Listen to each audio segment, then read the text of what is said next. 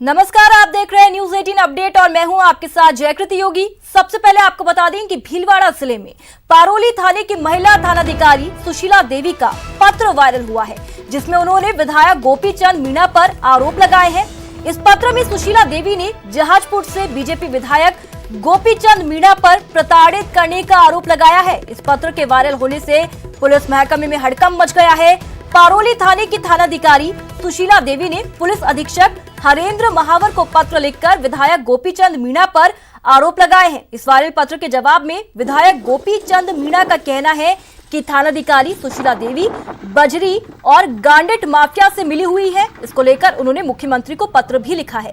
विधायक मीणा ने यह भी कहा कि वो समय समय पर डीजी और आईजी को इसकी शिकायत कर चुके हैं, जिसके कारण सुशीला देवी ने यह आरोप लगाए। इस वायरल पत्र की न्यूज 18 राजस्थान हालांकि पुष्टि नहीं करता है।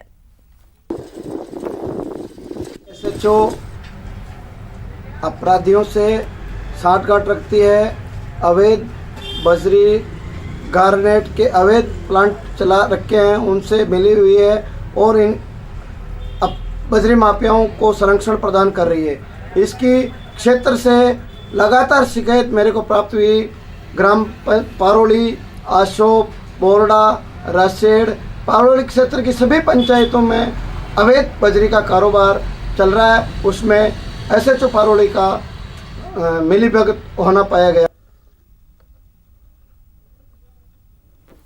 इसी खबर पर ज्यादा जानकारी के लिए हमारे साथ हमारे सहयोगी प्रमोद फोन लाइन पर मौजूद है। प्रमोद, पूरा मामला हमने जान लिया है, किस तरीके के आरोप यहाँ पर लगाए गए हैं, अब तक क्या कुछ कार्रवाई हुई है? प्रमोद।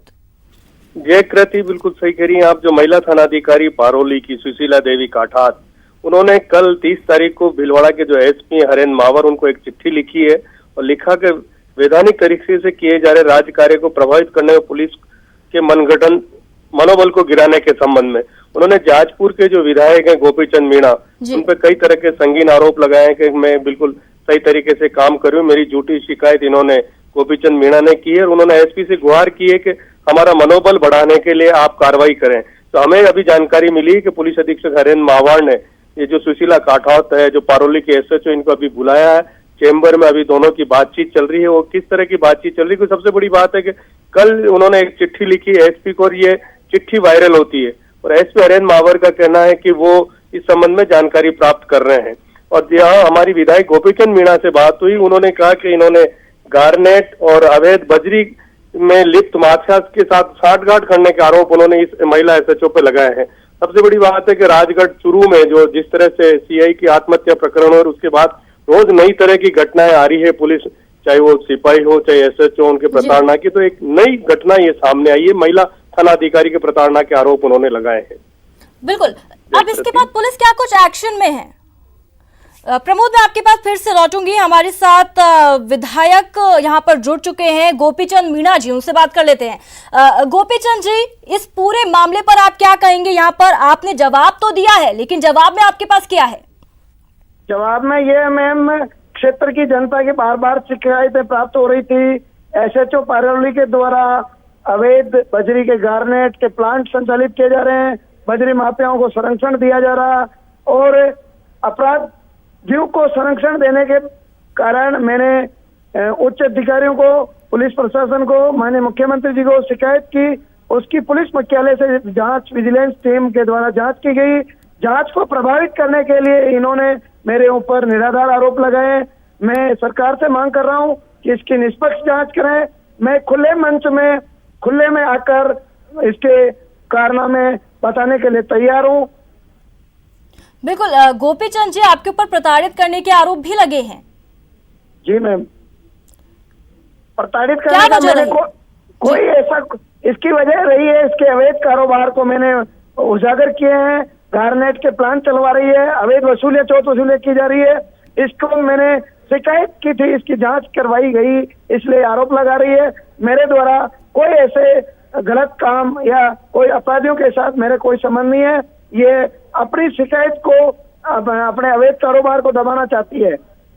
बिल्कुल, आपने इसको लेकर कई बार शिकायत भी की है गोपीचंद जी। आपने कहा है कि आप कई बार मुख्यमंत्री को पत्र भी लिख चुके हैं, साथ ही डीजी आईजी को भी शिकायत कर चुके हैं। तो क्या इस पर कभी एक्शन नहीं लिया गया? आपने इतनी बार शिकायत की तो एक जांच विजिलेंस अभी की है, लगातार जांच चल रही है, जांच पेंडिंग है। लॉकडाउन की वजह से जांच पेंडिंग थी और डीसी साहब ने कहा कि तुरंत ही इसका निस्तारण करेंगे। जी जी बिल्कुल।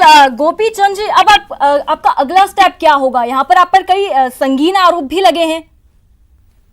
संगीन आरोप तो कि ये अपने कारनामों को दबाना चाह रही है। निष्पक्ष जांच करें। अगर खुले में आकर मैं बताना चाहता हूँ इनको, इनके क्या क्या कारोबार है।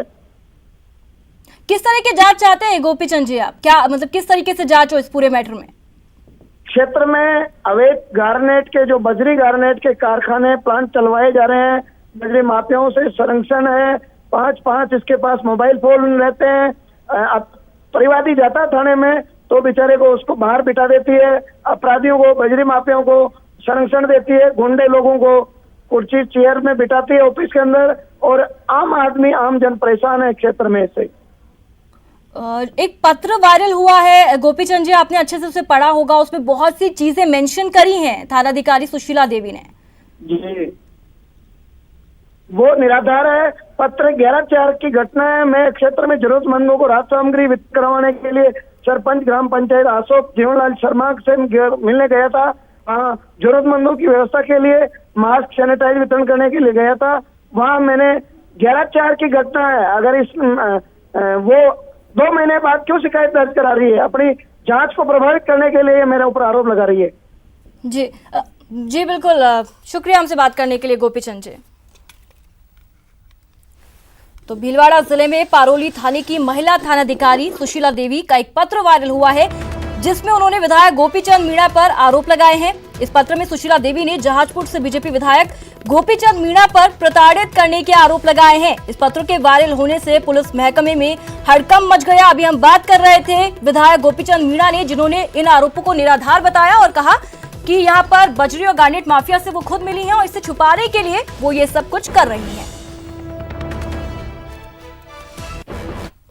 और अब बड़ी खबर आपको जयपुर से बता दें, पूर्व आईएएस अशोक सिंघवी ने सरेंडर कर दिया है। मनी लॉन्ड्रिंग कोर्ट में सरेंडर किया गया। जनवरी 2019 से फरार चल रहे थे, खान घूस खान मामले में फरार थे।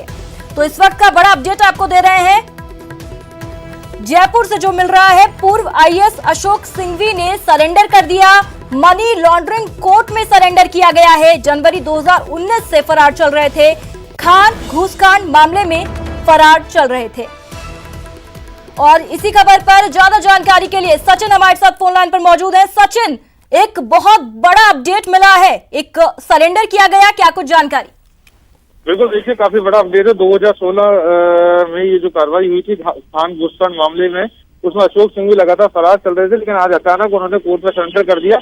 और सरेंडर भी ऐसे समय पे किया है जब अग्रिम जमानत की याचिका उनकी राजस्थान हाईकोर्ट में चल रही थी और हाईकोर्ट के अंदर उनके वकील दीपक चौहान ने कहा कि हम अग्रिम जमानत पर सुनवाई नहीं करना चाहते हैं, क्योंकि अभी अभी हमने कोर्ट में सरेंडर कर दिया है। इससे पहले जो 5 अन्य आरोपी थे उन सबने भी सरेंडर कर दिया था, लेकिन अशोक सिंघवी उस समय खान निदेशक हुआ करते थे और एक बड़े रसूख पद पे थे। करीबन 2.5 करोड़ से ज्यादा की घूस का मामला था और लगातार वो इस मामले में फरार चल रहे थे, यहाँ तक कि उनको बहाल कर दिया गया था। बाद में दोबारा से पोस्टिंग दे दी गई थी, लेकिन उनकी जो सेवानिवृत्ति थी, जो कि अभी हाल ही 2020 के अंदर उनकी जो सेवानिवृत्ति हुई है, वो भी फरारी में ही हुई है। उनके तमाम तरह के परिलाभ जो है राज्य सरकार ने रोके हुए थे और चारों तरफ से जो दबाव बना उन पर, और लगातार राजस्थान हाईकोर्ट से लेकर सुप्रीम कोर्ट तक उन्होंने गुहार लगाई थी, लेकिन कहीं से भी जब उनको राहत नहीं मिली तो फाइनली आज अशोक सिंघवी ने मनी लॉन्ड्रिंग की जो अदालत है जयपुर में, वहां पे सरेंडर कर दिया है। अभी तक की सबसे बड़ी खबर है, क्योंकि अशोक सिंघवी ही वो शख्स थे जो उसमें मुख्य आरोपी थे और उन्हीं की लगातार पुलिस तलाश कर रही थी। पुलिस की गिरफ्त से वो बाहर चल रहे थे, फरारी काट रहे थे। तकरीबन 1 से 1.5 साल का ऐसा समय है जो उन्होंने फरारी में काटा। ये अपने आप में एक बड़ा सवाल खड़ा होता है, जो एजेंसी है कि उसको पकड़ नहीं पाई। ईडी सहित जो एसीबी के मामले हैं वो भी उन पर चल रहे हैं और आज अब उन्होंने सरेंडर कर दिया है। अब देखना ये होता है कि कोर्ट उनको जेल भेजती है, ये जो जमानत पत्र उन्होंने लगाया है मनी लॉन्ड्रिंग अदालत में, उनको जमानत दी जाती है। सचिन, कई बड़े खुलासे होने की भी संभावना है इस पूरे कांड में। देखिए, एसीबी और ईडी दोनों ही चार्जशीट पेश कर चुकी है, मामले कोर्ट में चल रहे हैं, लेकिन गिरफ्तारी अब तक नहीं हो पाई थी। ऐसे में जब उनकी गिरफ्तारी हुई है तो ये उम्मीद की जा रही है कि शायद एसीबी और ईडी दोनों ही उनको रिमांड पे लेने की कोशिश करेगी, क्योंकि कई ऐसे तथ्य हैं, कई ऐसे पूछताछें हैं जो उनसे नहीं हो पाई थी। तो हो सकता है कि उसको लेकर वो रिमांड मांगे और उससे पूछताछ करने की कोशिश करे उसमें, और कई इस तरह के खुलासे जो है वो हो सके। जी बिल्कुल सचिन, इस तमाम जानकारी के लिए आपका शुक्रिया। नजर बनाए रखिए, अपडेट्स आपसे लगातार लेते रहेंगे। तो आगे बढ़ते हैं और आपको दिखाते हैं कि दिल्ली और नोएडा में किस तरह से दो इमारतों में आग से हड़कंप मच गया। दिल्ली में निर्माण भवन की चौथी मंजिल पर आग लग गई, जिसके बाद 4 दमकल की गाड़ियों ने आग पर काबू पाया। नोएडा के सेक्टर 64 में गद्दा बनाने वाली एक फैक्ट्री में आग लग गई। आग बुझाने के लिए 50 से ज्यादा दमकल गाड़ियां मौके पर पहुंची और आग बुझाने की जद्दोजहद में जुट गई। तो 2 तस्वीरें आप देख सकते हैं, दिल्ली नोएडा, जहां पर आग लगने से मौके पर हड़कंप मच गया, धुएं का गुबार उठता हुआ आप देख सकते हैं। और जैसे ही यहां पर आग की घटना हुई, वैसे ही मौके पर हड़कंप मच गया, दमकल की गाड़ियां मौके पर पहुंची। दरअसल दिल्ली में निर्माण भवन की चौथी मंजिल पर आग लग गई, जिसके बाद दमकल की गाड़ियों ने आग पर काबू पाया। नोएडा के सेक्टर 64 में गद्दा बनाने वाली एक फैक्ट्री में आग लग गई।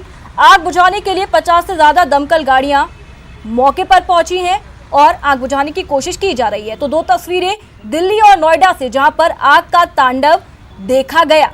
तो पहली तस्वीर दिल्ली से, जहां पर हालांकि आग पर काबू पा लिया गया है। दिल्ली के निर्माण भवन की चौथी मंजिल पर आग लगी थी। आप नोएडा की तस्वीरों में देख सकते हैं किस तरीके से धुएं का गुबार वहां पर उठ रहा है और दमकल कर्मी वहां पर मौजूद हैं। बड़ी संख्या में दमकल कर्मी वहां पर मौजूद हैं, ताकि जल्द से जल्द किसी भी तरह आग पर काबू पा लिया जाए और एक बड़ा नुकसान होने से बचा लिया जाए। लेकिन हालांकि आप देख सकते हैं कि कैसे जो आग है वो चौथी मंजिल में है। ऐसे में आग को बुझाने में काफी मशक्कत यहां पर दमकल कर्मियों को करनी पड़ रही है।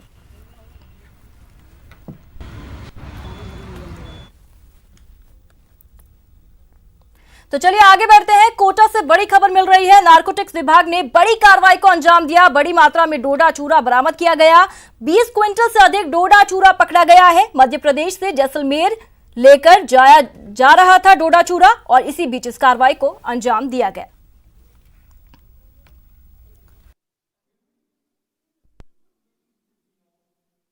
की तस्करी के अलग अलग शातिराना मामले सामने आते हैं और इसी तरह का एक कोटा में आप देख सकते हैं ये हल्दियों की बोरियां और इनके बीच में डोडा चूरा रख करके ले जाया जा रहा था और नारकोटिक्स विभाग की टीम ने इस ट्रक को धर दबोचा है और बड़ी मात्रा में अभी यहाँ इसमें से जो है डोडा चूरा जो है वो बरामद किया जाएगा। जिस तरह की सूचना मिली थी उसके मुताबिक टीम मुस्तैद थी और टीम जैसे क्योंकि लॉकडाउन के तहत जिस तरह की कार्रवाइयों पर थोड़ा सा विराम लगा हुआ था और लॉकडाउन अनलॉक 01 शुरू होते ही नारकोटिक्स विभाग सहित तमाम विभागों की टीमें मुस्तैदी से जुट गई है, कार्रवाइयाँ शुरू हो गई है और ये बड़ी कार्रवाई कोटा में देखने को मिली है हल्दियों की बोरियों के बीच में, ताकि लोगों को छकाया जा सके। पुलिस की टीमों को, नारकोटिक्स विभाग की टीमों को चकमा दे करके ये तस्करी का सामान ले जाया जा सके, इस तरह का प्लान बनाया गया था। लेकिन टीम ने इसको धर दबोचा है और अब कार्रवाई शुरू हो गई है। मैं बात करने की कोशिश करता हूँ, हमारे साथ सुपरिटेंडेंट हैं, यहाँ के अधीक्षक हैं। सर, ये किस तरह की कार्रवाई है, कौन लोग थे, कहाँ ले जा रहे थे? ये एमपी से ला रहे थे और आगे के लिए राजस्थान के जोधपुर साइड में जा रहे थे और बस अभी हम ये कार्रवाई कर ही रहे हैं। अभी हमारे डिप्टी कमिश्नर साहब आ रहे हैं और वो उनको हम पूरा डिटेल बताते हैं, वो आपको पूरी डिटेल बताते हैं। तो जिस तरह अभी फिलहाल जो है वो कुछ देर पहले ही ये कार्रवाई हुई है, लेकिन कार्रवाई बड़ी है और आप देख सकते हैं तस्वीरों में जिस तरह से नज़र आ रहा है कि किस तरह से हल्दियों की बोरियों के बीच में रख करके मध्य प्रदेश से ये ट्रक रवाना हुआ था और बीच में इसमें डोडा चूरा भरा हुआ है। अब नारकोटिक्स विभाग की टीम पूरे मामले की जांच में जुट गई है, पड़ताल की जा रही है और जो सामने तस्वीरें दिखाना चाहेंगे, ये आरोपी जो हैं उनको यहाँ पर बैठाया गया है। ये जो आरोपी है ये यहाँ पर बैठा हुआ है और आरोपी जो है उसको भी इन्होंने गिरफ्तार कर लिया है। अब इससे पूछताछ की जा रही है कि कहाँ ये पूरा का पूरा जो खेप है, नशे की जो खेप है, इसको कहाँ ले जा रहा था। लेकिन जिस तरह से अनलॉक 01 शुरू हुआ है उसके बाद से कार्रवाइयाँ धड़ाधड़ शुरू हो गई है। नारकोटिक्स विभाग की कार्रवाई ने, नारकोटिक्स विभाग की टीम ने आज बड़ी कार्रवाई करते हुए चित्तौड़ में भी एक बड़ी तस्कर को गिरफ्तार किया है। तो ये दूसरी बड़ी कार्रवाई, हल्दियों के बीच में डोडा चूरा ले जा रहे थे उस ट्रक को बरामद कर लिया है। कैमरा पर्सन मुकेश शाक्यवाल के साथ शाकिर अली, न्यूज़ 18 कोटा। और अब कोटा से बड़ी खबर आपको बता दें, बड़ी मात्रा में डोडा चूरा यहां से बरामद किया गया। 20 क्विंटल से अधिक डोडा चूरा यहां से पकड़ा गया। जैसलमेर लेकर जा रहा था और तस्वीरें हम लगातार आपको दिखा रहे हैं। अनलॉक 01 शुरू होते ही कार्रवाइयां भी शुरू हो गई है और नारकोटिक्स विभाग ने आज कोटा में बड़ी कार्रवाई की है। तस्वीरें आप देख सकते हैं, ये एक कार्रवाई है जिसमें हल्दियों के बीच में रख करके डोडा चूरा ले जाया जा रहा था। इस ट्रक को नारकोटिक्स विभाग की टीम ने जब्त किया है और बड़ी मात्रा में इसमें डोडा चूरा जो है वो नज़र आ रहा है। बीच में आप देख सकते हैं जो काले बोरे हैं वो डोडा चूरा के हैं और आगे जो बोरियां हैं उसमें हल्दी ले जाई जा रही थी। इस ट्रक का जो है लॉकडाउन का भी पास बना हुआ था। मध्य प्रदेश से ये निकल करके जोधपुर की तरफ जा रहा था, लेकिन मुस्तैद टीम जो थी नारकोटिक्स विभाग की उन्होंने इसको पकड़ लिया है और उससे पहले एक बड़ी कार्रवाई चित्तौड़ में भी अफीम बड़ी मात्रा में बरामद की है। हमारे साथ मौजूद हैं नारकोटिक्स विभाग के उपायुक्त जोशी साहब। सर, किस तरह की ये कार्रवाइयाँ हैं, क्योंकि अब शुरू हुआ है, अब पूरा स्टाफ भी आने लगे हैं? ये हमारे पास सूचना थी कि डोडा चूरा कहीं से निकल के और बूंदी टोला के पास से गुजरेगा और तुरंत सूचना के आधार पर टीम रवाना कर दी गई। सुबह की अर्ली मॉर्निंग की बात है और जब उन्होंने ट्रक रोका तो हल्दी दिखी। हल्दी के पीछे जब उनको हटाया तो डोडा चूरा के कट्टे दिखे। अभी ये सुबह आए हैं ऑफिस के अंदर, अब हम लोडिंग कर रहे हैं। अभी क्वांटिटी बताना संभव नहीं है, बट चूंकि ट्रक का आप देखेंगे बहुत बड़ा ट्रक है तो क्वांटिटी भी जो डोडा चूरा की भी काफ़ी मात्रा में प्रतीत होती है। तकरीबन एक कट्टे का वजन करीबन 20 किलो के आसपास है, तो काफ़ी सारी क्वांटिटी हमको इसमें मिल सकती है। कार्रवाइयों में अब इजाफा होगा और जल्द ही जो दूसरे जो तस्कर हैं या जो प्लान कर रहे हैं या दूसरी जगहों पर जिस तरह से तस्करी करने वाले लोग अलर्ट हो रहे हैं, उन सबको दबोचा जाएगा। कैमरा पर्सन मुकेश शाकेवाल के साथ शाकिर अली, न्यूज़ 18 कोटा। तो केंद्रीय मंत्री अर्जुन राम मेघवाल आज बीकानेर दौरे पर रहे। इस दौरान अर्जुन मेघवाल ने राम रसोड़े में पहुंचकर लोगों की व्यवस्थाओं का जायजा लिया।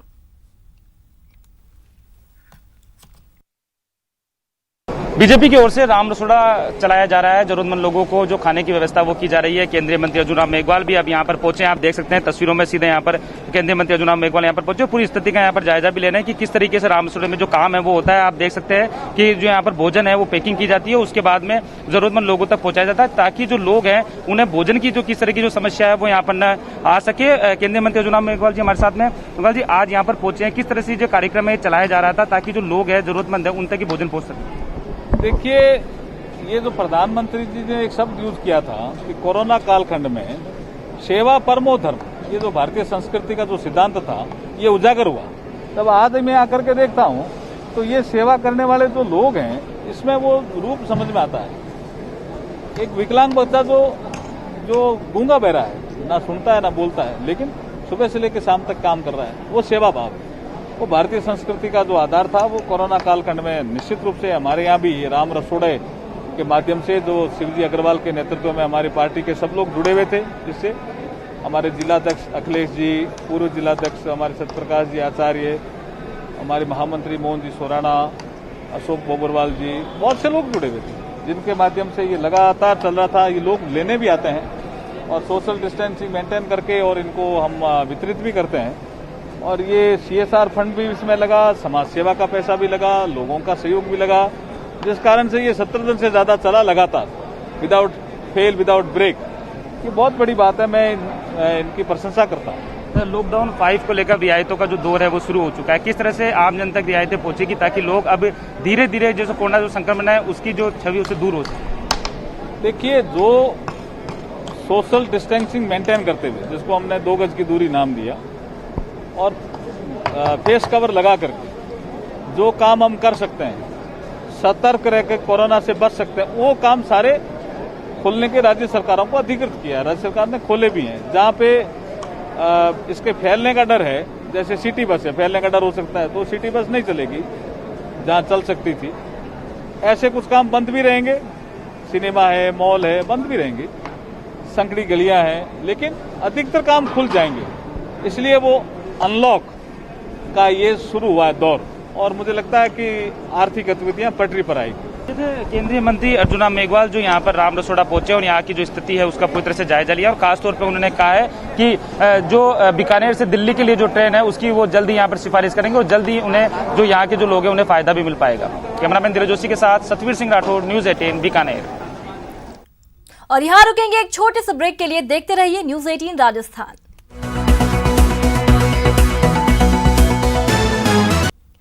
ब्रेक के बाद आपका स्वागत है। और चूरू के सुजानगढ़ में भीषण सड़क हादसा हुआ। इसमें 5 लोगों की मौत हो गई।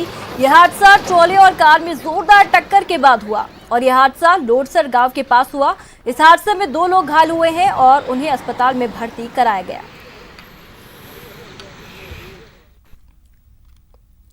दौसा में राष्ट्रीय स्वास्थ्य मिशन के तहत 2016 में भर्ती हुए नर्सिंग कर्मियों ने प्रदर्शन किया। इस दौरान नर्सिंग कर्मियों ने कार्य का बहिष्कार कर दौसा जिला अस्पताल के बाहर प्रदर्शन किया और वेतन बढ़ाने की मांग की।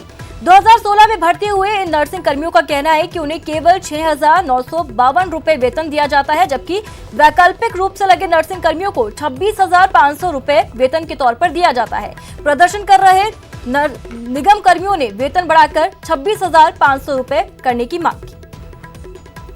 एग्जाम से चयनित अभ्यर्थी है जिनकी नियुक्ति सरकार ने 4 साल बाद में दिसंबर 2019 में हमको नियुक्ति दी और उसके बावजूद हमारी जो तनख्वाह है वो 7,900 रुपये रखी, जिसमें से 12% DPF काट के आज हमें 6,952 रुपये दिए जा रहे हैं, जो कि आज के युग में बहुत ज़्यादा कम है। और हमारे बराबर योग्यता रखने वाले जो नर्सेज हैं जो UTB बेस पर लगे हैं, अर्जेंट टेम्पोररी बेसिस पर लगे हैं, उन सबकी तनख्वाह 26,500 रुपये है। इन दिनों राजस्थान ही नहीं पूरा देश कोरोना की रोकथाम में लगा हुआ है, लेकिन इस बीच एक प्रशासनिक अधिकारी ने पर्यावरण को लेकर बड़ी मिसाल पेश की। कोटा जिले के टावा पंचायत समिति के विकास अधिकारी गोपाल लाल मीणा ने अपने बंजर सरकारी आवास को हरियाली में तब्दील कर दिया। गोपाल लाल मीणा के प्रकृति के प्रेम की वजह से आज सरकारी आवास आकर्षण का केंद्र बन गया है। सरकारी आवास के अंदर हरी घास, डेकोरेटिव पौधे, फुलवारी का बगीचा लगा दिया गया। गोपाल मीणा जैविक खाद का इस्तेमाल करते हैं। गांव वालों के मुताबिक पहले यहां कोई अधिकारी रहने को तैयार नहीं होता था, लेकिन अब यहां कायाकल्प हो चुका है। इस दौर के अंदर जो सभी लोगों को घर पे रहने के जो संदेश दिए गए, हालांकि एक प्रशासनिक अधिकारी के नाते हमारा ज़्यादातर टाइम फील्ड में लोगों की देखभाल सेवा में गुजरता है, लेकिन उसमें मेरा संदेश रहेगा लोगों को कि अपने घर के अंदर परिवार के साथ समय बिताएं। और उससे महत्वपूर्ण चीज़ ये है कि वो अपने घर के अंदर जो फुलवारी है, गमले सजाओ, पेड़ लगाओ। सूफी संत ख्वाजा मोइनुद्दीन चिश्ती की दरगाह में कोरोना वायरस को भगाने के लिए 21,000 दिए जलाए गए। मिशन अध्यक्ष दरगाह खादिम यासिर गुरदेजी ने बताया कि उन्होंने देश के लोगों और उनकी भावनाओं का ख्याल रखते हुए गरीब नवाज की दरगाह में रात 10 बजे 21,000 चिराग जलाए। इन चिरागों की रोशनी से देश से उन्होंने कोरोना भगाने की उम्मीद जताई, रोशनी और खुशहाली की रोशनी की। बारगाह गरीब नवाज के अंदर रोशनाई के लिए जलाए गए हैं। इस वक्त जो पूरी दुनिया के अंदर जो ये वबा फैली हुई है कोरोना वायरस, इसके चलते इसके मद्देनज़र यहाँ पर चिश्तिया सूफी मिशन की तरफ से, जिसके ये जो हैं पूरी कौम की तरफ से और ये ख़ास करके यासिर भाई गुरदेजी हैं, इनकी तरफ से ये 21,000 चिराग का जो है यहाँ पर प्रोग्राम रखा है। आज गंगा दशहरा है। मान्यता है कि आज ही के दिन गंगा का धरती पर अवतरण हुआ था। इस वजह से इस पर्व पर गंगा स्नान दान का विशेष महत्व है। आप टीवी स्क्रीन पर यूपी के प्रयागराज और फर्रुखाबाद, बिहार के आरा और भागलपुर और हरिद्वार की तस्वीरें देख रहे हैं, जहां तड़के की बड़ी संख्या में लोग गंगा तटों पर जमा हो गए और गंगा स्नान के बाद दान पुण्य का लाभ भी उठाया।